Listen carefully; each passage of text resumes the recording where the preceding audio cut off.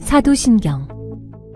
나는 전능하신 아버지 하나님, 천지의 창조주를 믿습니다. 나는 그의 유일하신 아들, 우리 주 예수 그리스도를 믿습니다.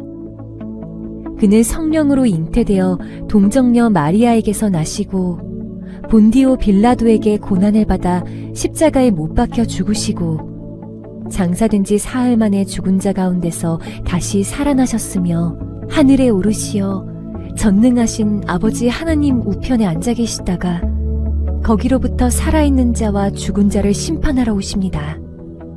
나는 성령을 믿으며 거룩한 공교회와 성도의 교제와 죄를 용서받는 것과 몸의 부활과 영생을 믿습니다. 아멘.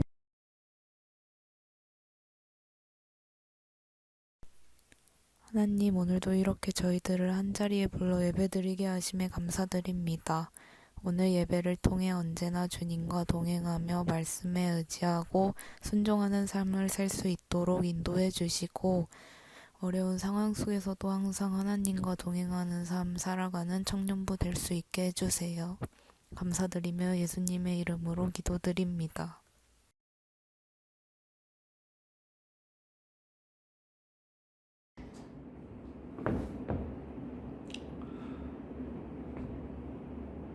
오늘 우리에게 주신 하나님의 말씀은 구약성경 사무엘하 7장 1절에서 7절의 말씀입니다.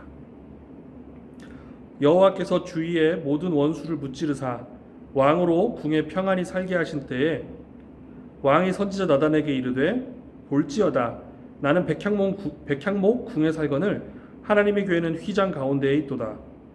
나단이 왕께 아뢰되 여호와께서 왕과 함께 계시니 마음에 있는 모든 것을 행하소서 하니라. 그 밤에 여호와의 말씀이 나단에게 임하여 이르시되 가서 내 종 다윗에게 말하기를 여호와께서 이와 같이 말씀하시되 내가 나를 위하여 내가 살 집을 건축하겠느냐. 내가 이스라엘 자손을 애굽에서 인도하여 되던 날부터 오늘까지 집에 살지 아니하고 장막과 성막 안에서 다녔나니 이스라엘 자손과 더불어 다니는 모든 곳에서 내가 내 백성 이스라엘을 먹이라고 명령한 이스라엘 어느 지파 가운데 하나에게 내가 말하기를 너희가 어찌하여 나를 위하여 백향목집을 건축하지 아니하였느냐 하고 말하였느냐. 아멘.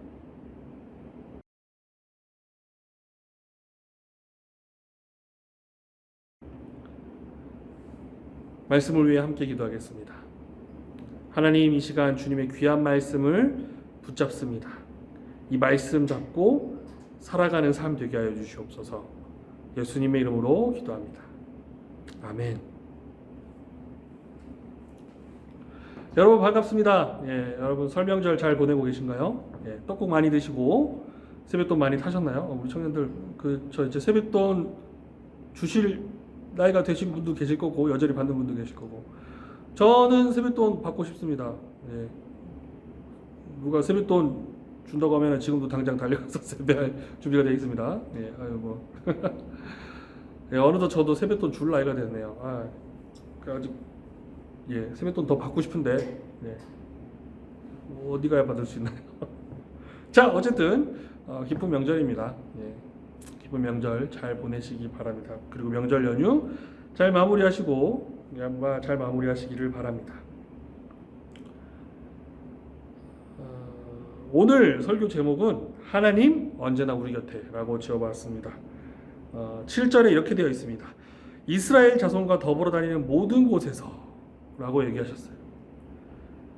하나님께서 어디 계시냐? 이스라엘 자손과 더불어 다니는 모든 곳에 계신다. 하나님은 언제나 우리 곁에 계신다. 이 말씀을 붙잡고 한번 이야기해 보려고 합니다. 다윗은 왜 하나님께서 그렇게 기뻐하는 사람이었을까요? 그것은 다윗의 사고방식 때문이었습니다.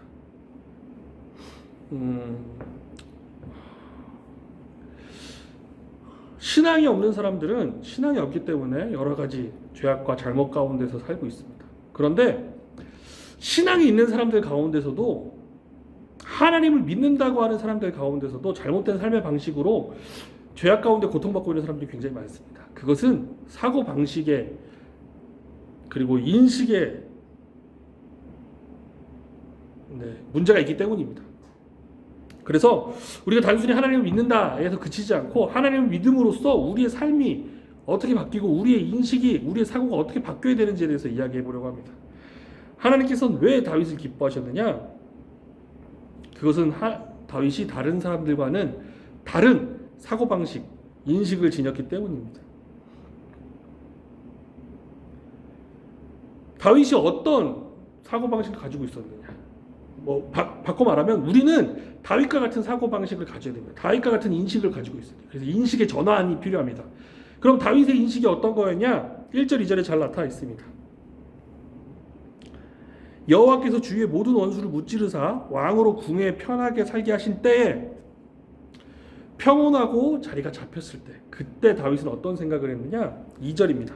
왕이 선지자 나단에게 이르되 볼지어다 나는 백향목 국에 살거늘 하나님의 궤는 휘장 가운데 있도다. 대부분의 신앙인들이 빠지는 함정이 이겁니다. 하나님을 왜 믿느냐? 인생의 필요를 위한 그런 것들을 채우기 위해서 신앙을 갖는 경우가 굉장히 많아요. 흔히 말하는 기복신앙이라고 얘기하죠. 네.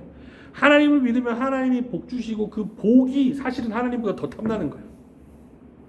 복 받기 위한 인생을 사는 겁니다. 그래서 대부분의 사람들이 인생의 필요를 채우기 위한 신앙을 가지고 있습니다. 그러니까 뭐가 뭐를 수식하는지 잘 보셔야 돼요. 인생의 필요를 위한 신앙인 거죠. 그런데 오늘 다윗을 보면 어떻습니까?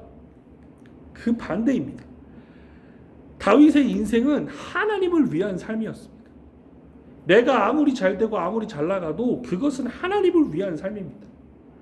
그러니까 내가 지금 이렇게 잘 됐는데 이게 뭐냐? 하나님을 위한 겁니다. 하나님부터 생각하는 거예요. 이익을 거두고 어떤 성취를 거뒀을 때 하나님 먼저 생각하는 겁니다. 내가 이렇게 잘 됐는데 하나님께 뭘 드려야 할까? 그러니까 다른 사람들은 잘 되기 위해서 하나님이 필요한 건데 다윗은 하나님을 위해서 나의 성공이 필요한 거였어요. 그러니까 하나님께서 다윗을 성공하게 하신 겁니다. 우리가 기도하고 간구하고 바라지 않는 나의 성공, 그게 왜 안 될까요? 내가 하나님보다 그 성공을 더 위하기 때문입니다. 그래요, 여러분, 여러분들의 인식을 다윗처럼 바꾸십시오. 인식의 전환이 필요합니다. 성공을 위해 필요한 하나님이 아니라 하나님을 위해 필요한 성공을 하나님께 구하십시오. 물론 성공이 굳이 필요하지 않을 경우도 많아요. 그래서 하나님께 허락하지 않으실 수도 있습니다. 어쨌든 중요한 건 우리의 인생은 하나님을 위한 것이라는 겁니다. 우리의 인생을 위해 필요한 하나님이 아니라는 거죠. 그리고 다윗은 그것을 알고 있었습니다. 어찌 보면 다윗은 참 바보 같은 사람입니다. 하나님밖에 모르는 바보. 성공하고 나서도 하나님밖에 모르는 거예요. 제가 다윗 왕이었으면 예루살렘 왕궁에 들어가고 전쟁에 승리하고 여러 정복도 끝나고 나라가 안정됐으면은 다른 것들이 생각났을 것 같아요. 나의 이름을 어떻게 더 드높여 볼까? 그런데 다윗은 하나님밖에 모르는 바보였습니다. 그러니까 하나님이 다윗을 기뻐하신 겁니다. 사랑하는 여러분, 여러분들의 인생을 위한 하나님이 아니라 하나님을 위한 여러분들의 인생이 되시기를 바랍니다. 하나님께서 여러분들을 기뻐 사용하실 줄로 믿습니다. 그런데 여기서 다윗의 어떤 그 오해가 생겨요. 다윗의 오해. 여러분들 두 번째 인식의 전환이 필요합니다. 이것은 다윗도 했던 실수입니다. 그것이 뭐냐? 공간에 대한 인식의 전환이 있어야 돼요. 다윗조차 실수한 이런 인식입니다. 다윗이 어떤 생각을 했느냐? 다윗이 했던 생각은 참 기특한 생각이에요. 성공하자마자 하나님을 찾았던 것. 이 성공은 하나님을 위한 겁니다. 그런데 두 번째 생각은, 이 생각이 발전된 이 두 번째 생각은 다윗조차 오해했던 거예요. 그게 뭐냐? 나의 공간과 하나님의 공간을 분리시켰어요. 나는 이렇게 백향목 국에 있는데 하나님은 어디 계실까? 정답부터 말하자면 하나님은 백향목 궁에 다윗과 같이 계셨어요. 하나님은 늘 다윗과 함께 하셨거든요. 그런데 다윗의 착각은 뭐냐? 나는 여기 있지만 나보다 더 좋은 곳에 하나님은 계셔야 되지 않을까? 하나님은 저기 계시고 나는 여기 있다라는 이런 공간 인식은 이제 그만두셔야 합니다. 하나님은 언제 어디서나 계십니다. 아니, 하나님은 우리와 늘 함께 계십니다. 그 인식의 전환이 있어야 하나님과 온전한 동행이 가능해집니다. 하나님 입장에서 얼마나 답답했겠어요. 더 이상 무슨 소리를 하는 거야. 그래서 7절 이렇게 얘기하십니다. 이스라엘 자손과 더불어 다니는 모든 곳에 내가 내 백성 이스라엘과 함께 있었는데 다윗아 너는 무슨 소리를 하는 거냐. 너 기름 부음 받을 때 아니 너 태어났을 때부터 지금까지 나는 너랑 내 곁에서 동행하고 있었는데 너는 어떻게 해서 나를 위하여 따로 집을 마련하려고 생각하느냐. 어쩌면 이 코로나 시대에 이 대면 예배가 어느 정도 일시적으로 소강 상태가 되고 중단된 때에 굉장히 던져주는 메시지가 있는 말씀 같습니다. 하나님은 교회에만 계신가요? 교회 건물에만 매여 계십니까? 사실 이스라엘 역사의 그 구약 후반기 이스라엘 사람들이 타락했던 제일 큰 착각이 바로 여기서 비롯돼요. 하나님은 성전에 계시니까 성전 밖에 내가 이렇게 나쁜 짓 하는 거는 잘 모르시겠지. 이스라엘 사람들이 대담하게 악행을 저지를 수 있었던 생각이 바로 이 착각 때문에 그래요. 하나님은 지극히 거룩하시니까 저 지극히 거룩한 성전 안에만 계시겠지. 여기 인간들 세상에서는 우리들끼리 지지고 볶고 그러다 보니까 아이 하나님 좀 이럴 수도 있죠. 이러면서 나쁜 짓 막 하기 시작한 거예요. 다시 한번 묻겠습니다. 하나님은 교회에만 계십니까? 아니요. 어디에도 계십니다. 하나님은 지금도 우리 곁에 계십니다. 그러니까 여러분들 기쁜 마음으로 각 가정에서 영상 예배에 참여하셔도 된다는 이유입니다. 중요한 건 하나님이 언제 어디서 우리 곁에 계신다는 겁니다.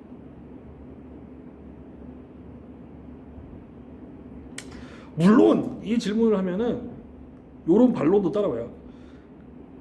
아니 목사님 그러면은 굳이 교회에서 모여 예배 드릴 필요가 없겠네요. 그건 또 다른 이야기입니다. 하나님이 꼭 교회에만 계셔서 교회에서만 예배를 드려야 된다가 아니라 그건 전혀 다른 차원의 문제예요. 그건 무엇이냐? 하나님께서는 성도의 교제를 기뻐하시기 때문입니다. 우리가 함께 모여 교제하고 기쁨과 슬픔을 나누며 함께 예배 드리는 것을 기뻐하시기 때문입니다. 예배 자체만 기뻐하시는 게 아니라 예배를 위하여 우리가 모일 때 그곳에서 나타나는 우리의 연합 자체를 기뻐하시는 겁니다.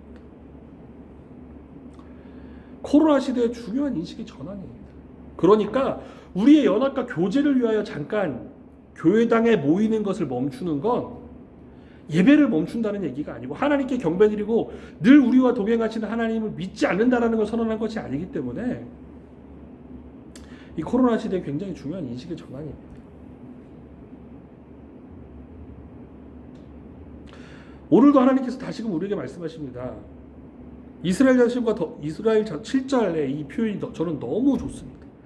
이스라엘 자손과 더불어 다니는 모든 곳에서 각자 여러분들의 이름을 넣어서 한번 얘기하십시오. 하나님은 어디 계시냐? 이 내가 있는 곳, 나와 더불어 다니는 모든 곳에 하나님은 함께하고 계십니다.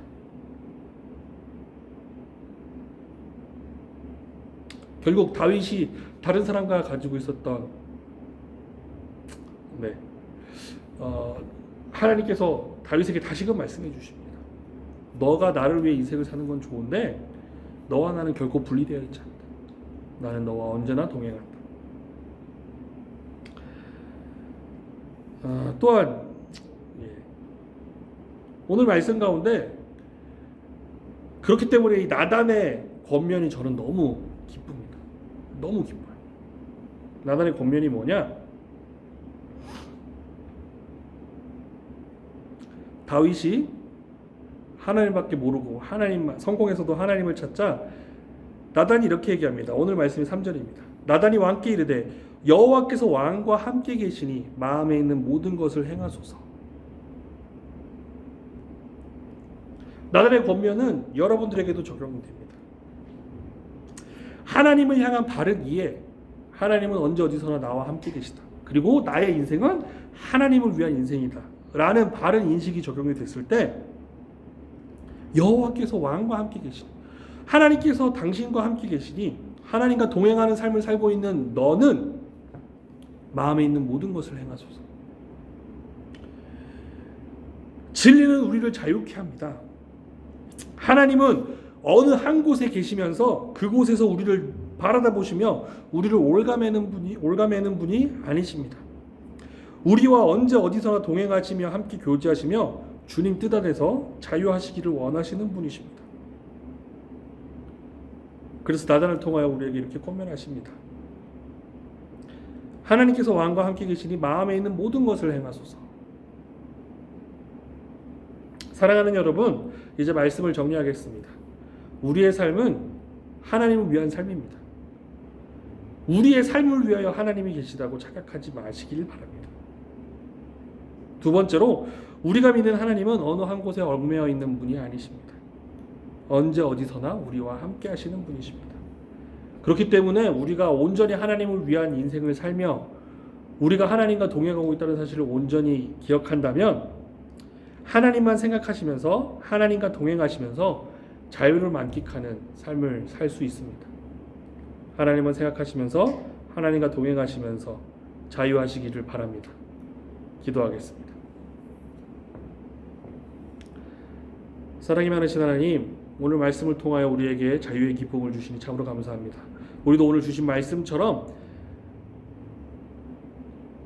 언제 어느 곳에서나 우리와 함께 계시는 하나님을 기억하며 하나님을 위한 인생을 사는 저희들 되게 하여 주시옵소서.